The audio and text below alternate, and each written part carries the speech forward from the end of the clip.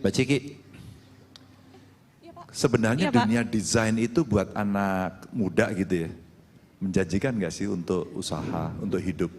Ya, sebenarnya Pak, itu yang orang tua saya tanyakan juga ke saya ketika saya memilih jalur hidup seperti ini. Ya kan orang tuamu seusia juga ya, Ya, meskipun lebih kurang tuaan dia lebih. dikit ya. Iya, ya. Tapi emang selama kita gigih ya, selama kita gigih dan being agile aja, jujur penghasilan saya sih bukan dari Cikigo aja Pak. Saya nge-host juga, saya sekarang nge-mural juga, saya juga main musik, musisi dan lain sebagainya.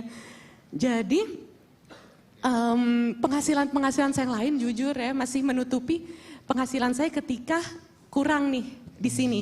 Tapi ternyata ketika saya dulu kan pikiran saya tuh seniman banget karena S1 saya tuh film animation, 3D animation.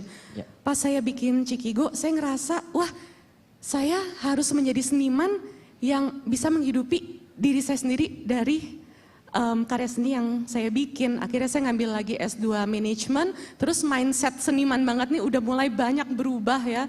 Udah mulai bikin udah mulai mikir gimana cara bikin bisnisnya itu harus sustain sebagai seorang bisnis, sebagai sebuah bisnis.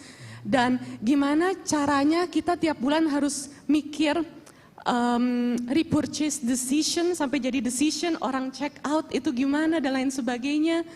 Karena di situ roda ekonomi berputar ya. Jadi emang itu challenge Pak. Tapi jujur Pak, saya tuh sebagai seorang seniman sering banget dipandang sebelah mata. Tapi nggak apa-apa. Jadi tunjukin aja lewat karya-karya yang berbicara. It's okay. Lebih asik mana? Iya. Lebih asik mana, lebih menjanjikan mana sebagai tadi animator gitu ya. Terus kemudian buat film gitu sama bisnis ini.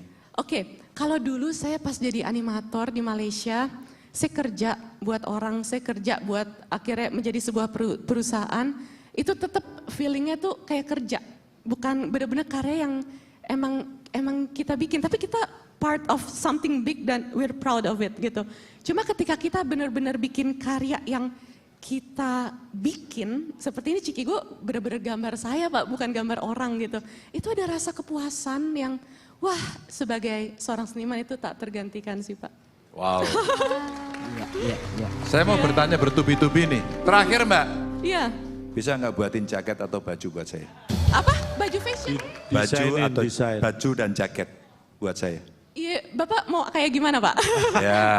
Kalau Bisa bisa ya? berarti Kayak mesti dipikirin dulu. Ya. Pikirin, saya mau pesen baju dan jaket dari Ciki. Oke, siap-siap.